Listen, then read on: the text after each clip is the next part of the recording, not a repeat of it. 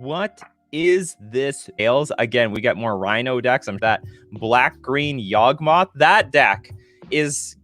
It's seeing a lot of presence. I'm seeing on Twitter people are playing against it very frequently. I'm running up against it. Black-green Yawgmoth, because of Grist, might be one of the new decks to beat in Modern. We still see some old. Look at that Ad Nauseam. What the hell happened? Ad Nauseam? Ad Nauseam got something banned, and somehow now it's better positioned. What is going on here? Okay, so let's take a quick look. I think the Hardened Scales deck isn't that different from Hardened Scales of Yonder Past, except I can't see some of the new lands that they're using. They still got, your usual suspects: Ravager, Worker, Hangerback Walker, Ballista. I think the new cards are just all the new ones. So let's look at Power Depot. Now, we knew that they were going to get tools, right? We knew they were going to get tools. They put like so many clearly Hardened Scales cards in the set, which is interesting. So I think they started designing the set. They designed it like 6 months after they banned Mox Opal. So I guess they saw the data and are like, we feel bad for killing off Affinity. We're gonna help them out a little bit. So it is a land that comes to play tapped. I thought it'd be unplayable. I thought it'd be just strictly unplayable. Modern suffered a few changes after Strixhaven and Modern Horizons 2, it seems. Oh. I mean, Strixhaven, yeah, you're right, actually. It did shake up by quite a bit. The Bring to Light decks made a big impact on the format. And now we've got Modern Horizons 2 is just... And in a good way. This is not like a Hogak dominating metagame. It's like a really diverse metagame. A lot of decks out there. Very balanced. However, it's a complete... I don't know. It's a completely different metagame. Like 75% of it has changed. So it's just a land that comes to play tap, but it has modular 1. Oh, add 1 mana of any color. Spend this mana only cast artifact spells or activated abilities of the artifacts. We also got Urza Saga. So create some construct tokens in the meantime, and also when it gets to Chapter 3, search your library for an artifact card with mana cost 0 or 1. Put it on the battlefield and shuffle your library. What are we getting here? Not Ravager. You could get an Arcbound Worker. You can technically get a Hangerback Walker. Does that benefit you at all? You don't get any counters on this thing. Same thing with Ballista. I'm assuming they just go to the graveyard no matter what, because they don't get any counters in the first place, so can't save them. But you can get an animation module. You can get the Ozolith. That actually is a big one. So, like, you basically get the Ozolith, and then you can, like, have a really big turn, and you don't even care if you lose anything because the thing, you can't get a Ballista. Oh, no. It doesn't... Oh, does this not actually have a mana cost of 0? You're right. This is just... It has a mana value of 0, but it doesn't have a mana cost. But anyway, you get the Ozolith.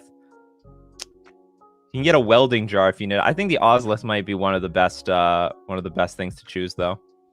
And then, of course, they've got... what do we got? We have the Zabath, the Glimmer Wasp.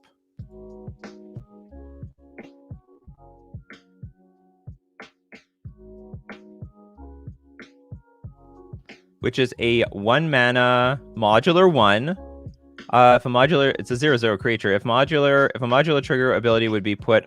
1 or more +1/+1 counters on a creature you control. That many +1/+1. That many +1/+1 counters are put on it instead. It's like another Hardened Scales. It's Hardened Scales on a creature, correct? Hardened Scales on a creature. How many are we running here? 4 Zabath, Zabez, which, by the way, you can get with your Urza Saga. So, I mean, this sets up tons of turn 4 kills.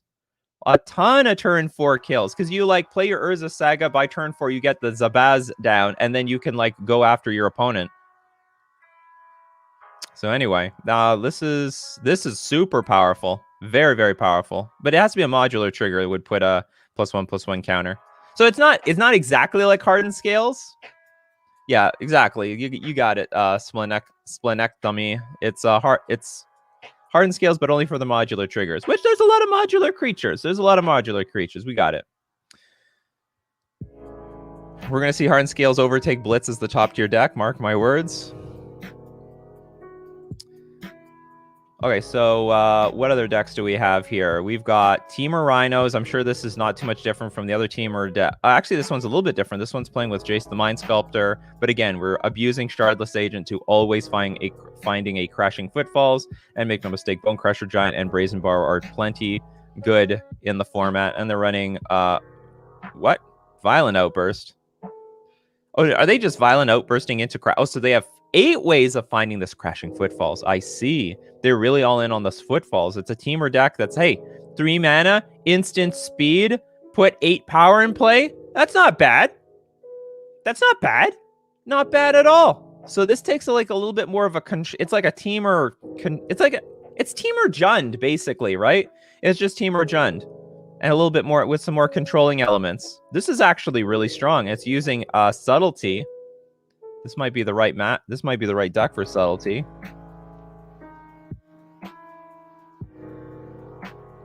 I don't know how to spell this, Subtlety. Not bad. Not bad. So a lot of spells that can be cast that technically are not CMC 2 or less. Technically. All right. So we should... These Crashing Footfalls might go up in price. I wonder where they are right now. Go to our friend MTG Stocks.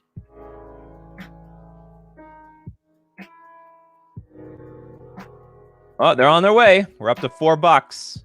I don't think people realize the full potential and power of Crashing Footfalls. I'm surprised no one tried I'm surprised no one tried a deck like this before. Like, this deck existed more or less. I mean, maybe Fire and Ice pushes it over the top. It's like an extra spell that you can play on turn 2. Maybe it's average price $4.20. But maybe Fire and Ice is like that extra spell that they could play, because I'm sure there's some other replacements for Shardless Agent if they really wanted to. Because this deck looks like it always existed. All right, what else do we got here? Niftalite, nothing new or interesting. Black Green Yawgmoth, I believe, is this the Ether Vial player? No, this is not. Okay, so there Yawgmoth got a big upgrade with... Is this one playing Grist? Yeah, this one's playing 1 Grist, but they're playing Ignoble Hierarch. So they got 3 upgrades, one of them being Yavimaya. Damn, too many Yavimaya cards. So they're using Yavimaya, Cradle of Growth. There you go, Tom Ross. We were wondering how to fix the mana base. This card fixes the mana base. You got all your green. Green, up the wazoo, thanks to Yavimaya, Yavimaya, Cradle of Growth. Then they got Grist. This version is only running 1. But, you know, it's a Planeswalker that you can find with Eldritch Evolution, with... what is this build running? Court of Calling. In theory, you can find it with Collected Company. This list is not running Collected Company because, well, it's better to tutor directly for what you want anyway. And they're playing with Ignoble Hierarch. Also helping the mana base. So Ignoble Hierarch is the mana dork that the Yawgmoth deck probably already wanted. Big upgrades. Big upgrades, some decks. Dallas says, I played your blue-white list for F&M, went 3-1. Thanks for all the love. Thanks for the help. Love Merfolk. You're welcome.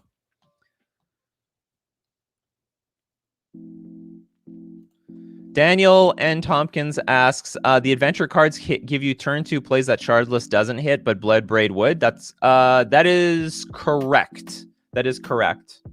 Because what they're looking for is for the creature first, the Brazen Borrower or the Bone Crusher Giant, and then if it finds that, then you get to choose which spell you want to cast, the Petty Theft or the Brazen Borrower.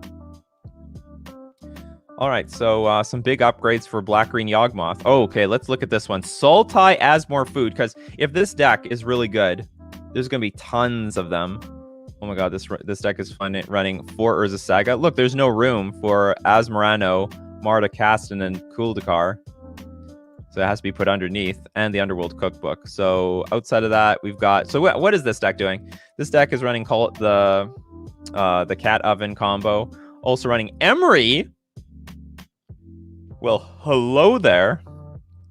Feasting Troll King, the card that you can sacrifice 3 foods, bring this back from the graveyard to the battlefield.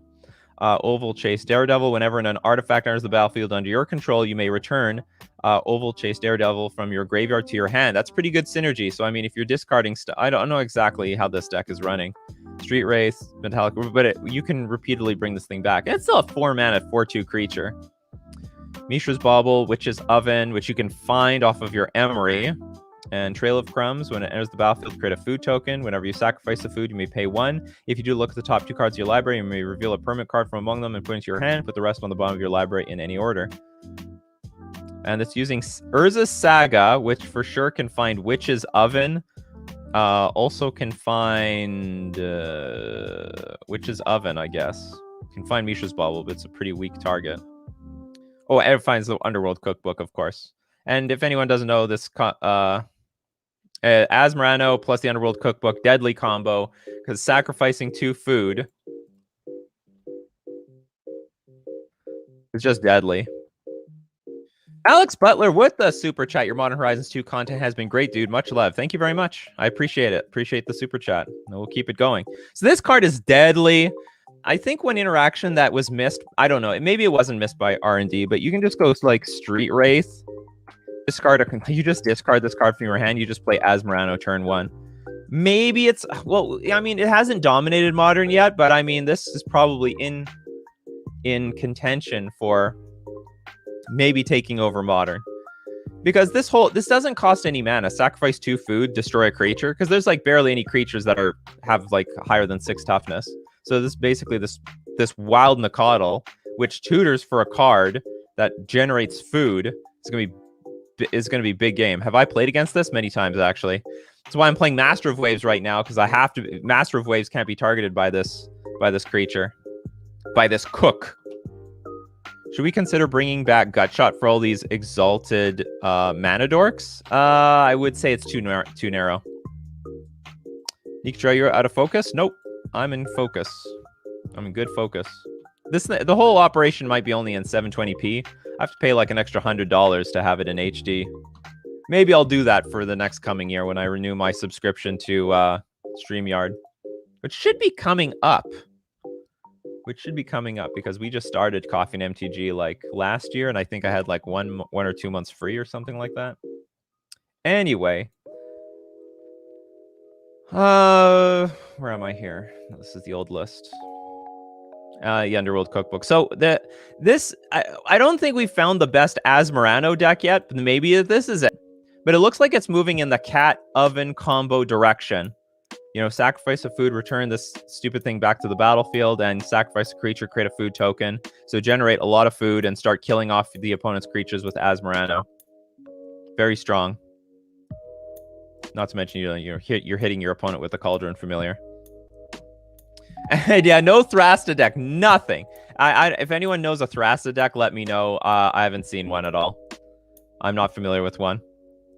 So we've got, let's take a quick look at how Blue-Eye Control has adapted and adjusted.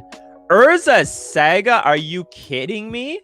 They're running Urza's Saga too? What for? To get an expedition map? To get a Brainstone? This seems like poor synergy. I guess they make a creature.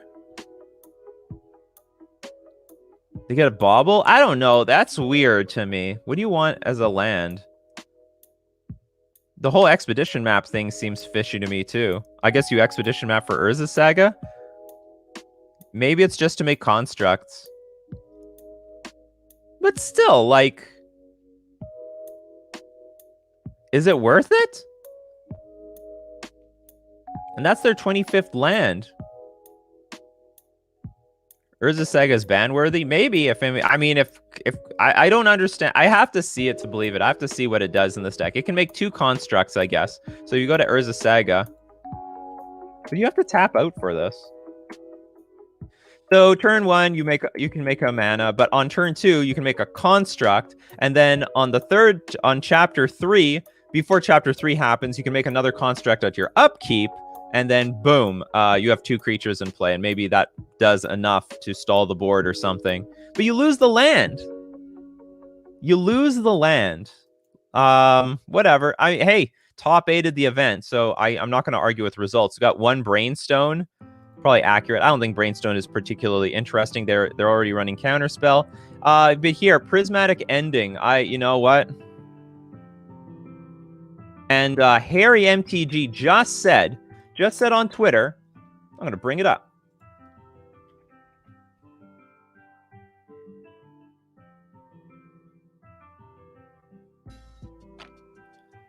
Just said Prismatic Ending is better. Better than Path to Exile. Better. Not sort of okay. Better than Path to Exile. And people are like, you're going to issue an apology?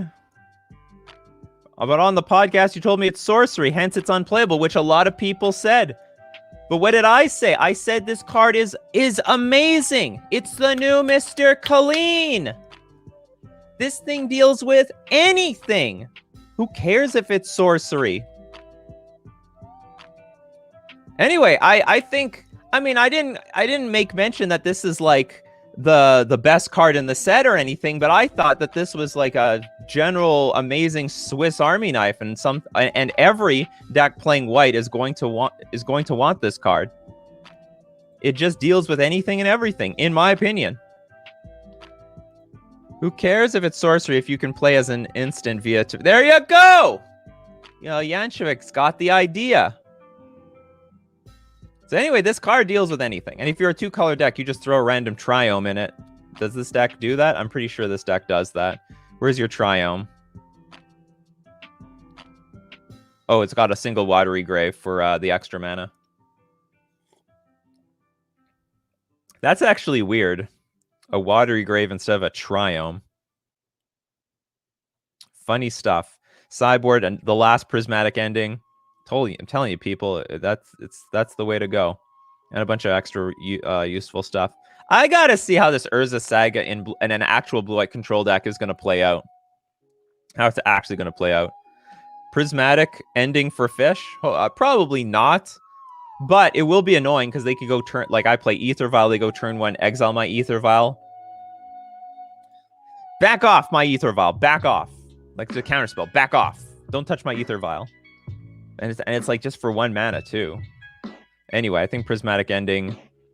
I got a lot of heat in the comment section. I could even tell you my YouTube analytics for the Prismatic Ending video. People couldn't even watch the video for very long. They like watched it for a little bit and just crashes because people are like, Nikachu, you're just wrong. You have no idea what you're talking about. Prismatic Ending is garbage. And now we see it. A 4x. 3x in the main deck. In this top 8. How's Affinity doing? It won the tournament. It won the tournament. So it's doing good. I don't think Ad Nauseam changed at all.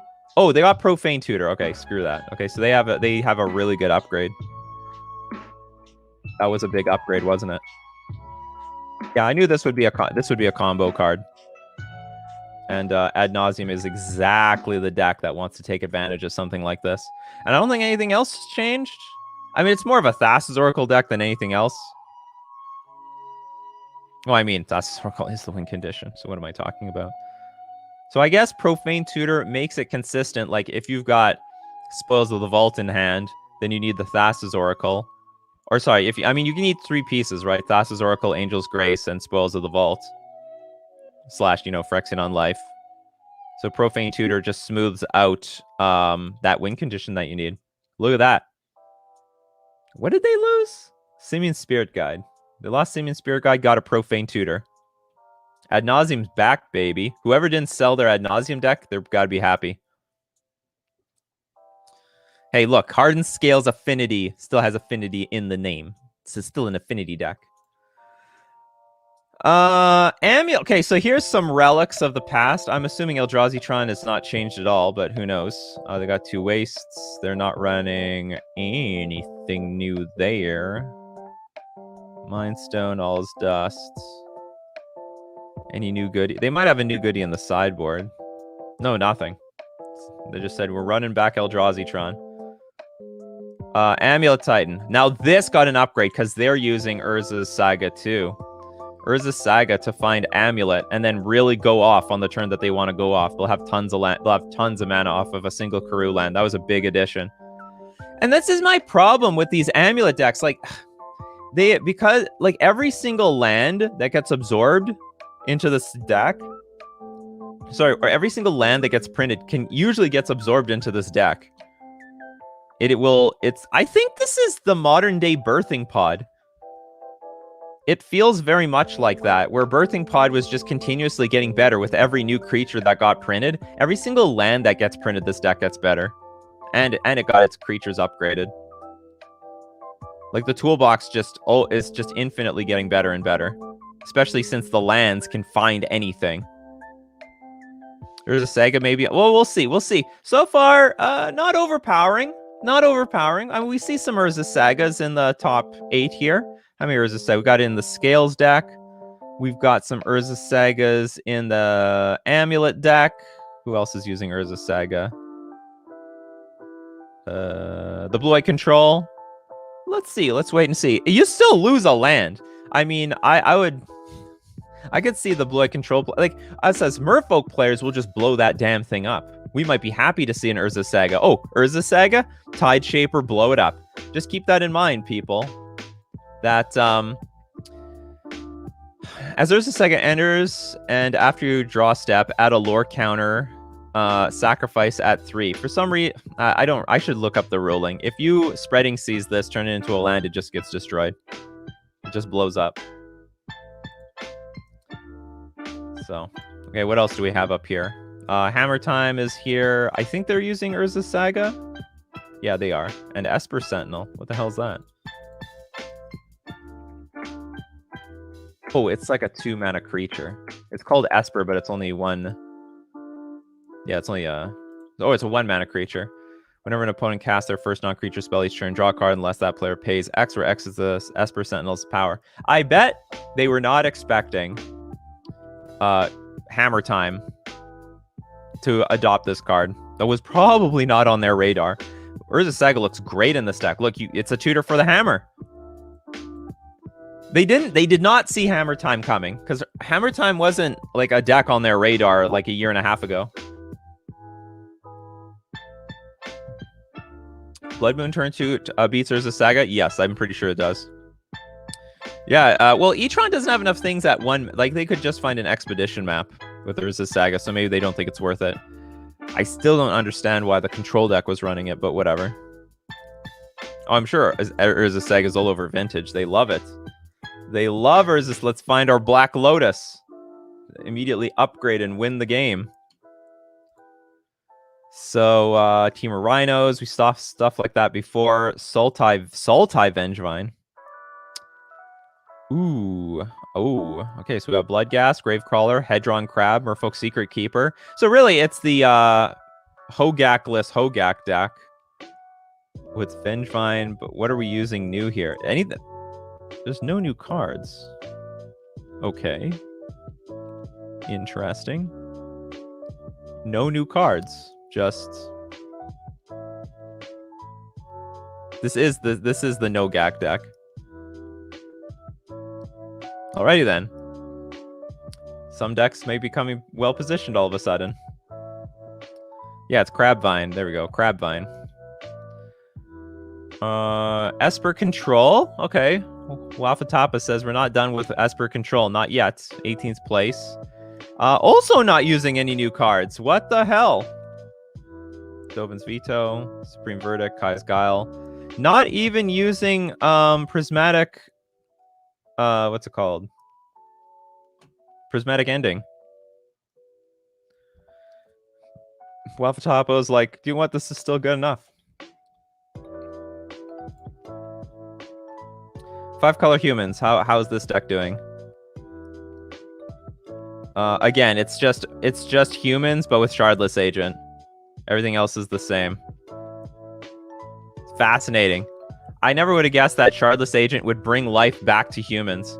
But another thing about humans is the metagame. So it's the same thing with Merfolk. Merfolk is doing pretty well right now. I mean, no modern challenge results, but a lot of 5-0s and some preliminary 4-0s.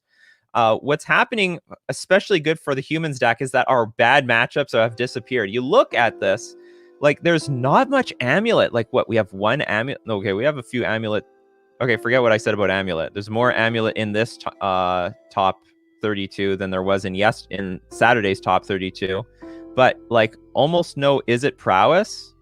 Where's the Heliod company? Where's the Heliod company? I don't see any Heliod company this time around. There was like one on the Saturday challenge. What else? What are some pretty crappy matchups? Not as much Eldrazi-tron. There's like one Eldrazi-tron here. Right here. So like the bad matchups are gone, and I think some good matchups have shown up. There's like a lot of control and this living end stuff. This is stuff that both Merfolk and humans wants to play against. So humans in a pretty good position right now because the metagame has changed so much, and they got an upgrade. Oh my god, Martyr's back. Oh, 13th is Heliod? Okay, we have one Heliod. I have to admit, though, that the number of amulet decks are concerning. Martyr of Sands. Someone's decided, you know what? Maybe Martyr of Sands is good here. So they're running Solitude and Abiding Grace. Solitude is the Swords to Plowshares that you pitch. Beginning of your end step. Oh, yeah. This is definitely was a Soul Sister Martyr control card. At the beginning of your end step, choose one. Gain 1 life or return target creature card with mana value 1 from your graveyard to the battlefield. At 3 mana, I was like, is this really going to make it? But I guess it has.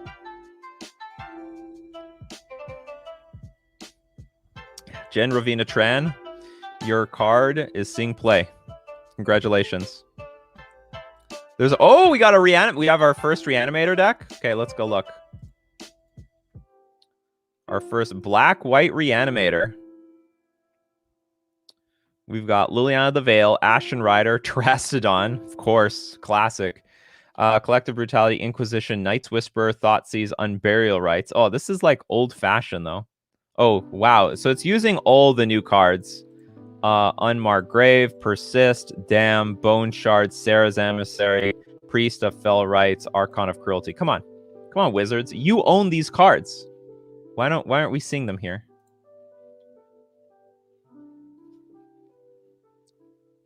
Where's all the Dothy Voidwalker? I saw one Jund list with a Dothy Voidwalker. No Dredge, but a lot of Living End.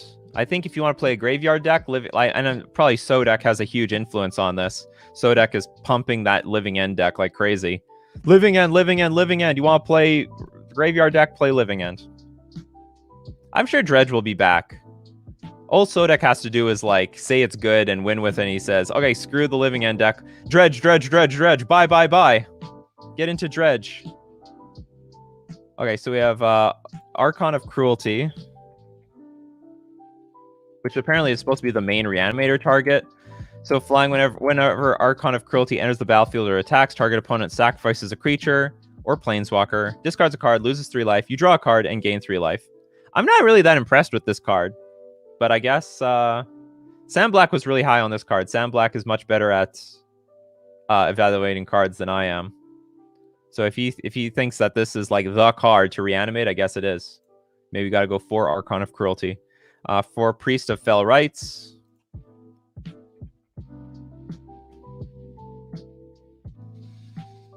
Tap, pay 3 life, sacrifice it, return target creature card from your graveyard to the battlefield, activate only as a sorcery, but you know what, that's totally fine. So you play this, you play Thoughtseize turn 1, take away your opponent's hand, like creature removal, play this on turn 2, and then I guess you put a card in the graveyard turn 3 and you just tap, pay 3 life, and boom! We're in business. Where's Burn? Nowhere here. I don't see any Burn decks today. What is this? Where did I go? Oh, I got lost.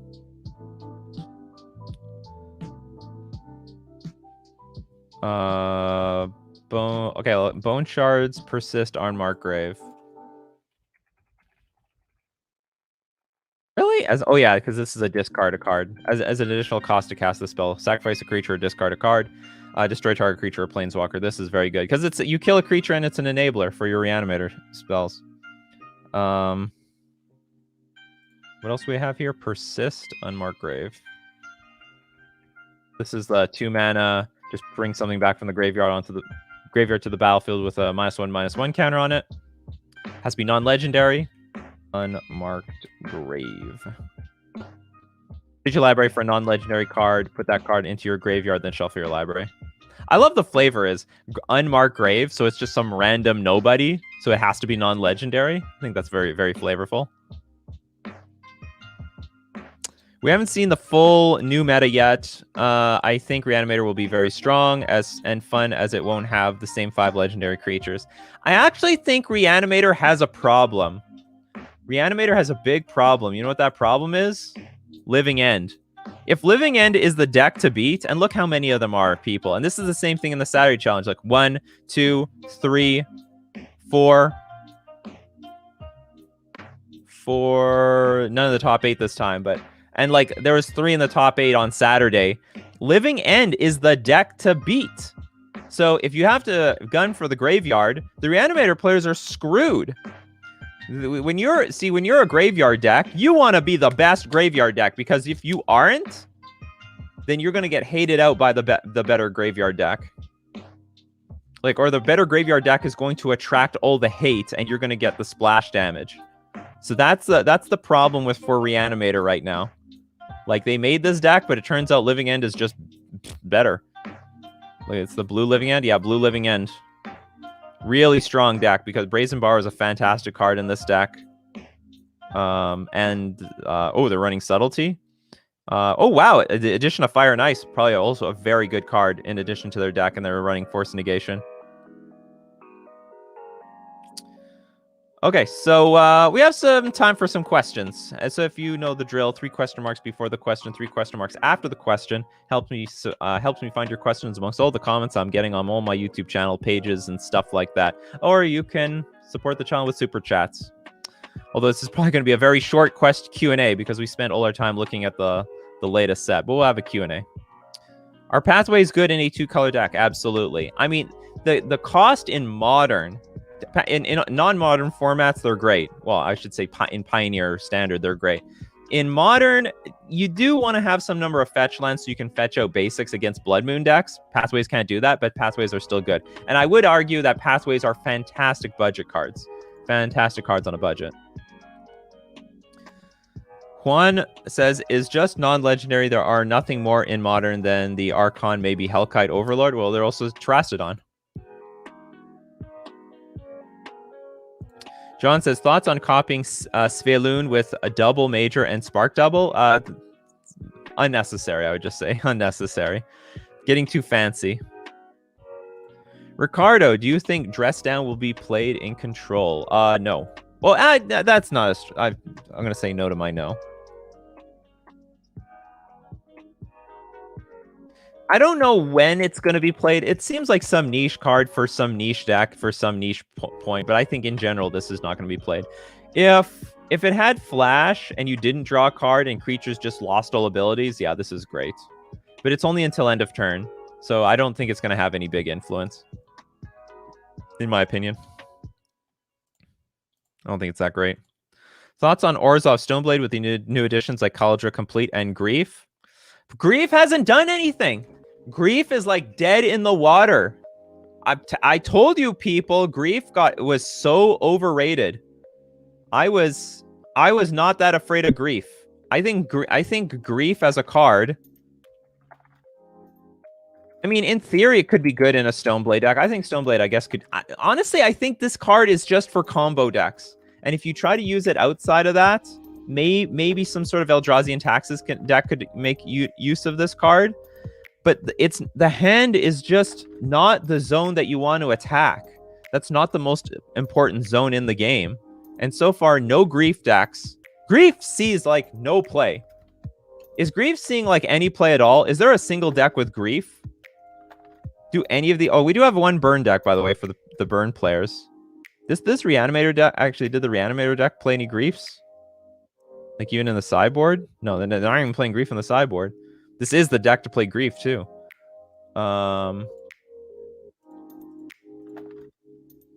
Is there a single grief in this top 32? Sultai Shadow. No grief here either. I think grief is poorly positioned with all the graveyard / madness decks. Maybe.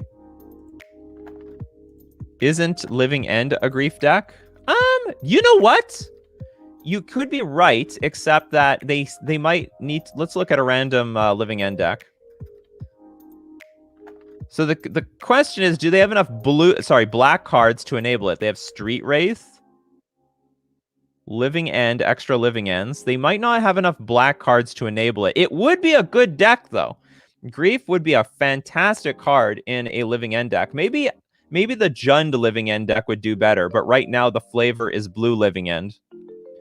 Grief would definitely go in here, but and like I said, I fully said that Grief should be in a combo deck. It's a fantastic card in combo decks, but if you're trying to make an Ephemerate deck out of this, your deck is getting a little janky for that, like, turn 1, strip your opponent's hand of 3 cards. I thought it was a little janky. This $65, holy crap. And nothing in the top 8. But you know what? Sorry, top 32. But you know what? There's no Sveloons in this top 32 either, so it's not the end of Grief. It's not the end at all. We can still wait. Grief might still have... I mean, I think there's a lot of cards that still need to be tested, and we'll see what happens. We'll see what happens. But yeah, Grief is also not very well positioned against, like, you know, Living End itself. You can end up, like, griefing your opponent and, like, help them. Nothing's going to change.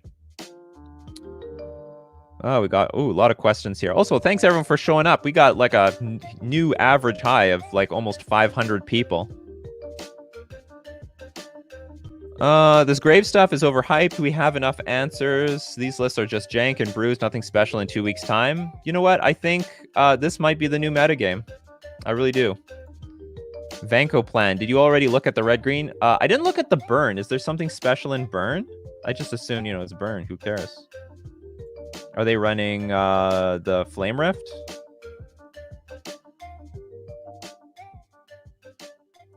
There's nothing really here. No new cards. Skull Crack. So it's nothing new. So nothing interesting. Esper Stoneforge Mystic in 30th place runs some new cards and looks pretty sweet. Okay, let's quickly look at Stoneblade here. So they're running, yeah, pretty Stoneblade-ish looking package. So, they're running the Dothy Voidwalker, Esper Sentinel, Dam, and Cauldron Complete. All right, so here's our first Dothy Voidwalker card. That's the one where you get to take, or like, I guess, reanimate a card of your opponent's. And it's a really good target for equipment because it has Shadow. So it has Shadow. This is like a must-kill card when it enters the battlefield. And if a card would be put in an opponent's graveyard from anywhere. That's a bit awkward, because how often do things go to the graveyard? Counterspell. Okay, so Fatal Push, Counterspell. There's no... And Thoughtseize, Inquisition. Okay, there's going to be a decent number of stuff. And then you sacrifice it, choose an exiled card your opponent owns with a void counter on it, and you get to play it. Canadian Bacon with the super chat. People overrate Grief for the same reason people hate TS. I don't know what TS is. They don't like losing. Oh, Thoughtseize. They don't like losing cards, so they overrate it, even if you if it's a 2-for-1 most of the time. I agree. The thing that I knew from the beginning with Grief is that the hand. I mean, like, you know what? You phrased it pretty perfectly. People hate Thoughtseize. It's an emotional thing. But strategically, like, it doesn't matter. It really doesn't matter all that much most of the time. Okay, Jund Thoughtseize my best card out of my hand. Then it just rip good cards off the top of my deck, because the most important zone in the game is the battlefield, and to some extent also the graveyard. But those are the most important zones in the game. Basically, the battlefield, because it's what's on the battlefield is what's going to kill you. It's not what's in somebody's hand. So this is how I looked at it. You strip 3 cards from me, but if you can't deal with the battlefield, then it's all for nothing. All for nothing. How do you feel about Prowess? Prowess might be getting its ass kicked because I don't think it can do very well against the crashing Footfall decks. When your opponent puts like 8 power in play with like 2 giant 4/4 creatures and can do this multiple times, that probably is not very good for Prowess. There's not much Prowess right now. Holy crap, that is a super chat. Merfolk Goddess. Thank you very much, Steven. Steven's actually sponsoring the stream that I had yesterday. Thank you very much, Steven. That's probably the largest super chat I ever got, ever.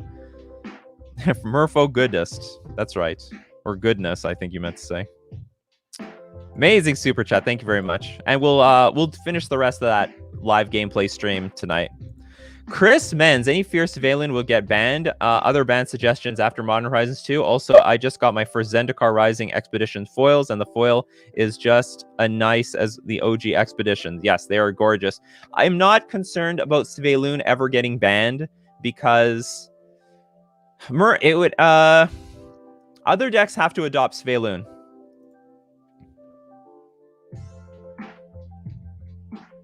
So if like Control started playing this card, and then like, I don't know, Delver started playing this card, and then all of a sudden everyone's playing this card just for a 3-mana 3/4 creature that draws a card every turn, that would be a little concerning.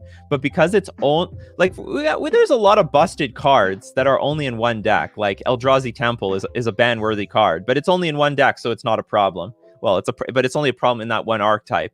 So Svelun can be the biggest problem in the world for everybody when they face Merfolk, but I don't think it's like Merfolk would have to ultra dominate the metagame, which will be impossible. I'm telling you, people, if Merfolk is the next tier 1 deck and we have huge presence in the modern metagame, the matchup, the mirror match, will prevent it from always dominating the metagame because it's an awful high variance super luck matchup. And other ban suggestions. So far, I don't think anything is ban worthy. We'll keep our eye on Urza's Saga and Asmorano. Those 2 cards, I think, are the maybe Shardless Agent. There's like a lot of Shardless Agent decks. Like if we look, I think the one card that broke through better than any other card at all, when you look at this top 32, is Shardless Agent. Shardless Agent sees play in these. Does he play in Niptolite? I don't think so. But I never looked at it. They could play it to go find, I don't know, Ren and 6 or something. Nah. But it's seeing play in Living End. It's seeing play in the Crashing Footfall decks. It's seeing play in humans. So I think it is Shardless Agent is seeing more play than anything else. Anyway, enjoy your foils. Enjoy your foils. Okay, I'm just gonna jump to a random questions. Oh, do you think Dress Down could be a fun in a Death Shadow deck? Okay, now maybe that's a cute thing that could happen, but you have to make sure you're not playing with Scourge of the Skyclaves because you'll kill your Scourge of the Skyclaves. So it maybe there's some cutesy thing you could do there. That's interesting. Yeah. You play a 1/1 Death Shadow, then you attack, and then you play this stupid thing, and then boom, you're attacking for 13. Is there a better low-cost removal in decks not running fetches? Yes. If you're talking there, we got 2 of them. Okay, how about I can suggest a few. I don't know why I'm showing this. So I would say the 2 that you want to look at that don't require fetch lands, Prismatic Ending can exile. I mean, any color you use, it will exile 1 mana CMC permanents or mana value permanents, and then if you have 2 mana, 3 mana, you can exile more stuff. And then there's like Blood Chief's Thirst. This one is good if you don't have fetch lands because it's just 1 mana sorcery. Destroy creatures or planeswalkers. Mana value 2 or less, and then if it's kicked, so if you pay 4 mana, you just destroy target creature or planeswalker. Those are the best ones in my opinion. And it's low cost removal. Thoughts on Esper Control Stoneblade in this meta? Totally fine, and it might. I don't know if this meta benefits Stoneblade, but we already have a few Stoneblade decks. So here's a great question: is Ragavan broken for Modern? We need to wait like a month for this one. I'll tell you why. Because it's so expensive online that the grinders can't even get a hold of them. Like, they can't get a hold of Ragavan. This card might be one of the more dominating cards in Modern, but we don't know yet because people can't playtest with this card because they just don't have access to it. It's like what is it? Hold on, I'll look for it on MTG Goldfish. Ragavan MTG Goldfish. MTG Goldfish has the price of stuff in ticks. I don't want this. I just want the card. Oh, okay. It actually went down by quite a bit. It's only 71 ticks right now, but it was over 100 ticks at one point. Show me graphs. Or maybe it was never over 100 ticks. I thought it was over 100. Maybe it was over 100 for a playset. So it was 80 ticks, 82 ticks at one point. Very, very expensive. Very, very expensive card. Can Ragavan be in prowess? I think it's going to be more in like a Death Shadow deck. Like either Death Shadow or Delver-ish style deck. Fraser T with a super chat. I know there's no way to know, but are there any cards you could see not going down in price after release and the supply increases? I pre-ordered my Sveloons. There's a chance Sveloon does not go down in price because of the rise of Merfolk. Like, we just need a few results in these top 32s, and because Lord of Atlantis is already going up. Like, Merfolk staples are already going up. People are buying into Merfolk. So there's a chance Sveloon continues to go up and not down. So if we look at MTG stocks right now for Sveloon.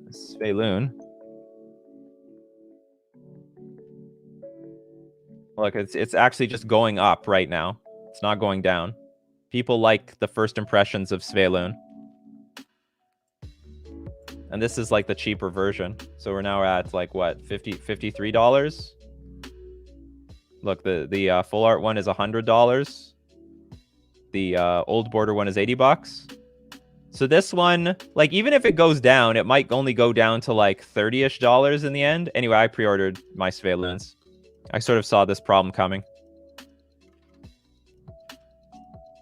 Which I actually just got the irregular one. I just got this one. Maybe if honestly, I love the art on this card, but I'm not so sure if I love the what's it called? I'm not sure if I'm in love with it as a card. It's very deeply blue. It's very blue. It's still gorgeous. You know what? The more I'm looking at this, the more I'm tempted that I should just go get it. I should look at it in person and it should convince me. But anyway, I just want to make sure I got a hold of my Sveloons while I could.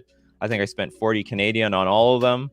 And if you want to know where I got them from, it was fusiongamingonline.com.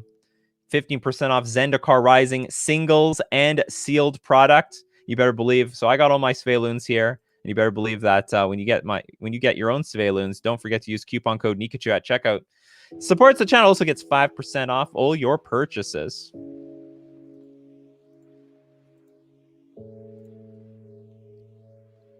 The fold art is beautiful. I love the art. It's my wallpaper on my phone. When do I think fetches will be cheap? They'll never be cheap. You just have to buy them at a not so expensive price. How does it feel as a Merfolk player to be a net decker now? Feels good. Feels good. What do you think of Amulet with Modern Horizons 2? Busted deck. My guess is, well, we see no Tron right now, which is strange. I don't know why Tron wouldn't be good in this metagame. Like, is it bad against Living End? It doesn't make any sense to me. So my guess is for the decks that were definitely going to survive Modern Horizons 2, no matter what happens, was going to be Tron, Eldrazi, Tron, and Amulet. And we still have Amulet. Not as much Eldrazi Tron as I thought there was going to be, and almost no Tron. Like, no Tron. I thought there was going to be a lot, like, more Tron. Maybe Tron players are just scared. Yeah, $40 was a great price. So what are they now?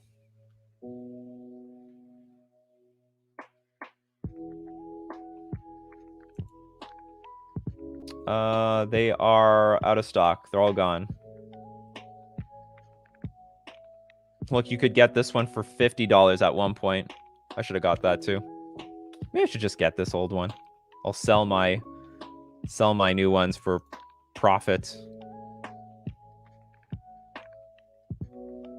When do you think they'll open paper events in Canada again? It might be a little while. We're behind on the vaccine rollout. We're pretty behind.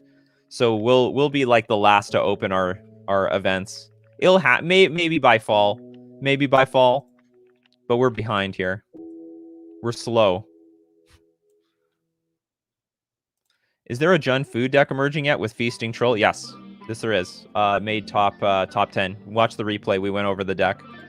It's basically a Jun food deck. Blue Moon got better with Modern Horizons 2. I didn't see a deck list, but I wouldn't be surprised. What do you think of the Enchantress list that placed 20th place in the first challenge? We got to wait and see if it stands the test of time. That's what it's going to come down to. All right, you know what time it is, people? Because that time happens every day. It's deck list review time. All right, everyone. So submit your deck lists. If you want to submit a deck list to the channel, go into my description, join my Discord, and enter the command review deck space. Give the URL to your deck list, and you'll be eligible at random for deck list review. And as we wait for people to submit their deck lists, we already thanked one sponsor, so we'll thank the other one. Mana Traders, premier place to rent Magic cards online. Little awkward at the moment because the supply of Modern Horizons 2 is super low. So like the good cards that you want are probably very expensive. You have to probably like pay for one of the higher tiers. But still, this is the best way for you to experiment, try different decks that are maybe in your interest in the modern metagame right now before committing to any of them. Because we also don't even know what's going to be the best deck out of all this. This first week could be completely washed away by a new deck invented next week. There's a lot of stuff to experiment with, and the metagame is going to be really rocky, changing all the time in the next, I would say, over the next month. So if you want to experiment with all those types of decks, don't forget you can use Mana Traders and support the channel using my Mana Traders link in the description below, or save 15% off your first 2 months using coupon code Nikachu. It's good stuff. Time for Chalice on 0. Doesn't that mess up all these Cascade shenanigans? It does. It does. Chalice on 0 is possible. But not every deck plays. It's a good card. It's a good card. I'll just say it's a good card. But the decks like Living End can still beat Chalice of the Void because of they have things like Petty Theft, so they'll just bounce at end of turn and then go off. As Lit Kakashi says, "Show me what you got." When will Pioneer come back to life? I'm guessing when Paper Magic returns, and then they start making team events, and they force us to play Pioneer. This is when Pioneer will come back to life. Yeah, be sure to like, share, and subscribe. Share the channel, share the love. All right, so let's get. Remember, I am clearing the queue only once a week. So if you submitted yesterday, I'm clearing the queue on Fridays. So if you submit anytime between Friday and Friday, your list is still live. Okay, Christian L. Congratulations, you're the next contestant on deck list review.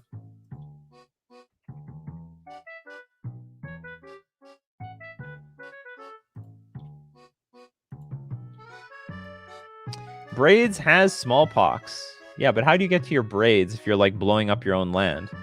Well, let's look at it. Arcfiend's Vassal, lifelink, ETB. If it entered from your graveyard, or you cast it from your graveyard, exile it. If you do, create a 5/5 black demon creature token with flying.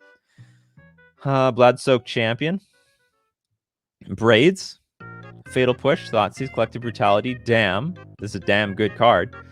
Smallpox, Kaya's Guile, Vindicate, Abiding Grace. Oh, interesting. That is interesting. I never thought about that. I don't know if anyone else thought about that.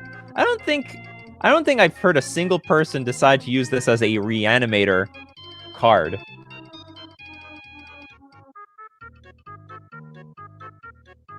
I've been a Reformed One Trick says, I've been a Fish player since 2013, so happy for Svaelun. Svaelun is amazing. All Merfolk players have to get their Svaeluns. What's the format for this month of Mana Traders? It's Pauper.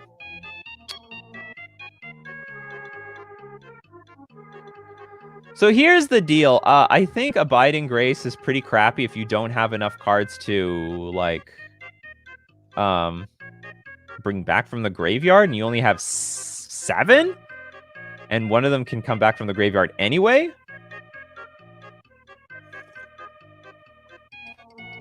My ultimate suggestion would be find more creatures at 1 mana that can abuse this. It's like a great combo, especially as Archfiend's Vessel. There's the battlefield. If it enters from your graveyard, or if you cast it from your graveyard, exile it. How do we get this from the graveyard? I don't know any other way.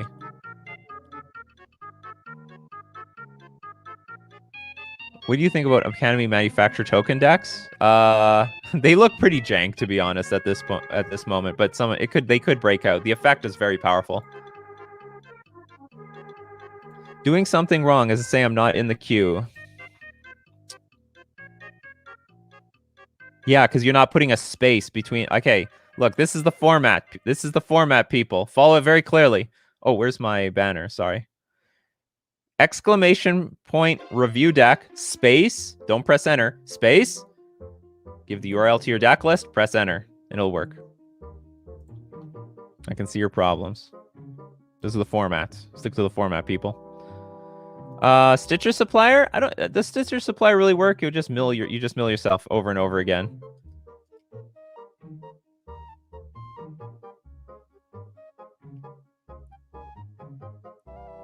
What are the best oh, well, it's not Q&A time anymore. Now we're doing deck list review. If anyone has some... Okay, maybe to be... What is the win condition in this deck? At the beginning of each player's upkeep, that player sacrifices an artifact, creature, or land.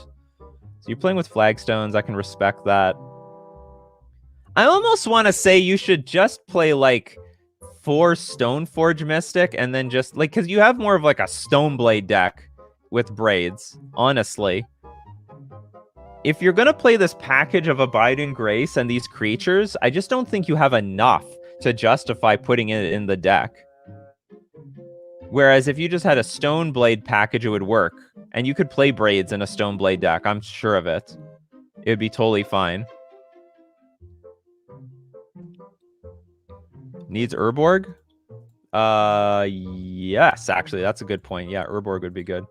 I think everyone knows what Urborg is. Oops. So yeah, some Urborg in the summer here would be good. Oh, it's playing with Mishra's Factory. And we have no... Oh, no, we have 2 swamps. Yeah, it definitely needs Urborg just to, like, fix the Mishra's Factory. We have a very light splash, so we don't need so much white mana. We have Marsh Flats, Isolated Chapter, Godless Shrine, and Flagstones of Trocare. Some of these lands, like Isolated Chapel, for example, can be like an Urborg. Cameo False Hope. I think this card might be too weak. It's just a fog. I think it's a bit too weak. Well, Bloodghast can't come back, though, from the... Bloodghast is a fine card, but it's not coming back with Abiding Grace. So that maybe, like, this is my feedback. You put this Abiding Grace in your Archfiend's Vessel and Bloodsoaked Champion in this deck, but there's just not enough of these cards to make it worthwhile. You have such a mid-range deck that you might as well be playing the Stoneforge package, and you can play Braid's Cabal Minion, I think, in the Stoneblade deck. I think it's reasonable. Like, I like the idea of going, like, Vindicate turn 3, Braids turn 4. That sounds pretty strong. But maybe you're too mid-rangey to put this combo in here. So I would just suggest taking it out. Because it's just... I don't think it's strong enough. Return target creature card with mana value 1 from your graveyard to the battlefield. Like, you have no creatures that are mana value 1 except 7. So I would just say everything else looks good. Like, have this in the main deck, if anything. This Dothy Voidwalker. Honestly, my suggestion is just play the Stoneforge package. Take out the Abiding Grace. I know this is a very unique part of this deck, but you have, like, it's just not enough. It's just not nearly enough synergy. Yeah, it needs many creatures. It's a good idea, but it needs, like, you need to, like, strip away all your removal spells to make it work. If you want that sort of package. And honestly, I don't think you do. If you really want to make Braids and Smallpox a thing, I think it's better off as a Stoneblade deck. And I think Stoneblade actually comes back from Smallpox really well, because you've got, I mean, you could throw away the Stoneforge Mystic after you put the Batterskull in play for all we care. But you can get, like, a lot of card advantage with very few cards. everything else looks okay. And yeah, the Urborg is a good idea. Remove like an Isolated Chapel for an Urborg. You don't need that much white mana in this deck. You have quite a bit, but you do need the black mana to turn that Mishra's Factory into like Smallpox on turn 2 if necessary. Abiding Archfiend would be better in Aristocrat Shell. Could be. Could be. Yeah, and we could put some Dothies in the main deck in addition to the... Because we have, like, what, 7 slots? We have, like, this could be Stoneforge Mystic. These could be the artifacts. Abiding Grace could be, like, some number of Dothi Voidwalker. And Tidehowl Scholar in the main deck. Anyway, those are... I think that's some strong suggestions. Good luck with the list. And thanks for sharing. It's a good idea. This Abiding Grace thing with Archfiend's Vessel, I can see something there, but the deck needs to be better built around it, like more all in on that synergy. Modern Abzan mid-range 5-0. Did it actually go 5-0? And it is being featured. We are being blessed, people, by the one and only deckstats.net, which I think they upgraded some. Did they upgrade, or am I just further away? Hold on. If I zoom in, they updated, people. They updated because they used to have, it used to be very unclean. Like it was just completely vertical and it was really horse shit to read. So maybe I've complained enough publicly about deckstats.net being at the absolute worst way to view deck lists, that maybe they're getting in the process of changing things up. But it's still, when we look at the cards, it is this minuscule small piece of shit. They still haven't changed this. But their visual spoiler thing, I think, is very clunky too. I'm not in love with this. Like, I have to tell if this is 4, this is 2. It's very, very clunky. I really don't like how it's presented here. I don't get a good comprehension of what's in the deck. Oops. But here, this is clean. I can actually see the whole deck here, and I like it. It's just that when we look at the cards, it's garbage. Let's zoom in a little bit. This is acceptable. This is reasonable. Okay, so 22 lands, 5 artifacts: Mishra's Bauble, Nihil Spellbomb, Abrupt Decay, Assassin's Trophy, Fatal Push, Kai's Guile, 1 Path to Exile, 2 Vanishing Verse. No, why no Vindicate? There's no Vindicate in this deck. I would think you should have at least a few Vindicates. I mean, this is a fantastic main deck. Destroy target anything. Particularly blowing up lands, which should be good, versus control, which should good be... I mean, maybe I'm overrating it. It's good against Tron, but, you know, there's not a lot of Tron out there right now. So, hey, I can totally get behind, you know, not using the Vindicate. So we have Vindicate in the sideboard. Okay, maybe if you want to use a sideboard card, I understand. 2 Grist, the Hunger Tide. Great idea. This card should be... It's probably better in a deck with a lot of creatures, but probably still fine here. That's interesting. You can use... Oh, you're not using Lyris as a companion here. Where's the Siege Rhino? I don't know. Siege Rhino... It's hard to get to those Siege Rhinos. You need a wall of shame for bad decklist websites. It's basically just this site. Like, I can tolerate almost every other site, or every other site is pretty good, but this one is just it's better than it was before. All right, they did something here. Like, I don't know, they switched their formatting up. Like, you can see the whole deck list pretty cleanly here. That's not bad. I will take it. But I mean, it used to be just god awful. Was it like this? Or maybe it was like this the whole time, and I was zooming in. Maybe I'm wrong. No, but this is still pretty clean. No, I want to say something's different. Maybe it's all in my head though. So 2 Dark Confidant. Not in love with the Dark Confidant. I think this is a crappy card. But honestly, maybe better position now. We're looking. There's not as much removal in the format, so Dark Confidant might be more valuable today than it was in the past. Might be a lot more valuable today. Scavenging Ooze, great main deck card to eat up those Living End decks. I think they're ultimately going to hate this card. Yeah, I hate this card. I hate the site as much as I hate Echoing Truth. I cut Siege Rhino, too slow playtesting against my friends. It is a pretty slow card these days. Tarmogoyf, of course, is Tarmogoyf. Really good. Seralf, Realm Eater. You know, you have this as a one of. I'm going to guess that this is just not that great. You probably should just replace it with another Hex Drinker or something. Or Dark Confidant. I'm guessing it's a one of because it should be a none of. I mean, I guess it can blow everything up. I don't know. You probably should just use Damn. What does Damn say? If you want to blow everything up, you should just play some Dams.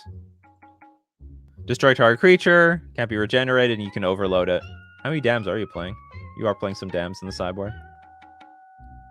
I mean, it's you got yourself a mid-range deck. I think all your numbers are pretty fine. I think the Grist is fine as well. Vine? You mean like Vengevine? I think that's a bit expensive for a mid-range deck. Feels like the instants and sorceries are spread too thin. Well, I mean, that's what Jund is. Old Jund decks were always like this. It was like one of everything. And they went all in on like certain cards. I mean, this is just classic Jund. It's like one of everything. What's the website to submit? You can choose any website. I just prefer you choose something that's not deckstats.net. That's all.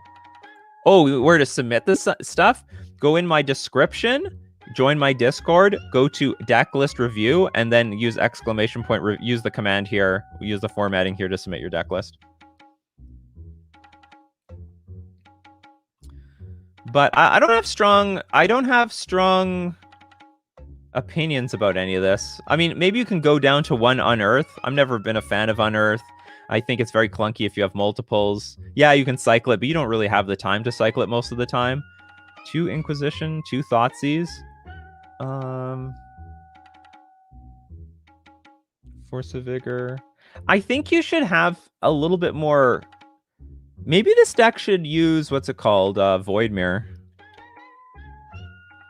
I think Void Mirror is good versus Eldrazi-tron. It's good against the Shardless decks, and I think it's good against Living End. You don't have to have a lot of them. You could just have one of them in your deck, but I think it would be a good way to balance out everything. Because this deck is probably not going to do very well against Crashing Footfalls and multiple Crashing Footfalls, because that's just too good a value. Do I play Limited? I do not. Is Grist really stronger than running more Liliana? Liliana is like not even a very good Planeswalker these days, so I would say yes. I think Grist has a lot of upside. Can't even see Grist. So many fucking words on it. As long as Grist, the Hunger Tide isn't on the battlefield, it's a 1/1 insect creature in addition to its other types. And you can make insect creature tokens and mill. You may sacrifice a creature. When you do, destroy target creature or planeswalker. Each opponent loses life equal to the number of creature cards in your graveyard. I mean, reading this doesn't seem like the best card in this type of deck, because you have so few creatures that you want to sack. You have very few creatures that you want to sacrifice. I mean, I guess if you get Lurrus online, you can continuously sack the Hex Drink or replay it. You might be better off with Kaya in the main deck over Grist. But you know what? It's a new card. Try it out. See what happens. So my suggestions out of... you have Void. Maybe you should have Dam in the main deck instead of the Seralf Realm Eater. Add more Hex Drinkers. Maybe even more Dark Confidants. Take out an Unearth. Throw a Void Mirror in the sideboard, and that's about it. I mean, you got a pretty solid mid-range deck overall. Solid. It's very solid. Nikachu, you can close the ad in the right bar with the notifications to be better. Yeah, but like, can I close this ad? How do I close the ad? Huh? Oh, you mean this right bar? And then open this up? Well, it doesn't make these pictures any bigger, that's for sure. There's a Seralf. Yes, there's a wolf. We got Wolfie in here. But I have a feeling if this is a good card, you'd play more of them. This probably should just be Lurrus, too. Like, Lurrus is probably the synergy that you want with Grist, so you can keep sacking creatures and bringing them back with Lurrus.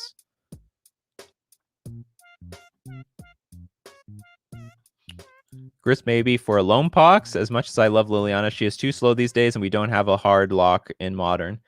Liliana probably is not very well positioned right now, again, because of the Living End decks and the Crashing Footfall decks. It's not going to be the value we want. Oh, you know what would be good right now? Probably Maelstrom Pulse. Maelstrom Pulse would... Yeah, you know what? I highly recommend Maelstrom Pulse somewhere. Maybe it's better than Vindicate. I know Vindicate is the new hotness, but you have to beat this Crashing Footfalls card. Expect to see a lot of it. Just like Shardless Agent, put 8 power in play. It's really 3 mana, put 10 power in play, because you have to deal with the Shardless Agent, you have to deal with the Crashing Footfalls. So anyway, this is what you got to deal with. So actually, some Maelstrom Pulses should be put in this deck so you can deal with these cards. Yeah, get that Maelstrom Pulse in there. All right, that's going to be it for Decklist review. Thank you very much for submitting the list. Thank you for the huge super chat, Steven. Can I highlight this? I can't. Can I go back far enough? I cannot. Whatever. Thank you very much for the $100 super chat. I appreciate it. All right. So if you want to see the replay, go check me out at Nikachu MTG streams. Also, I'm posting fresh Merfolk gameplay with all the new cards and all the new archetypes I'm playing against. If you want to support Coffee and MTG because you love it being your daily routine, and you aren't already supporting it in some way, you can drop a sub at twitch.tv/Nikachu MTG. You can become a patron at patreon.com, or you can hit the join button on YouTube. Oh, by the way, we do this Monday to Friday, 9 o'clock a.m. Central Standard Time. So if you want to know when to jump into the show, when it's going to start, this is when we do it. Monday to Friday, each weekday. So as usual, thank you very much, everyone, for showing up today. It's going to be exciting, actually, reporting on all the new stuff that's happening. The 5-0s and the preliminaries are going to start rolling in. And I expect that Modern's going to change quite a bit over the next few weeks. But it looks like it's going to change in a way that's going to wash away the old metagame, which is good for Merfolk. Because I didn't want to see Helid, as much Helid Company is it prowess and stuff like that. But maybe after enough time, people might return to those decks because they experimented, it didn't work, and they want to go back to something that was still working. So, do you have a set time for reviews? Not exactly. We just do we do Decklist review at the sort of like, I don't know, last quarter of the show, last 20%, 30% sometimes. But anyway, thank you very much for joining me. I will see you all next time. Take care and bye-bye.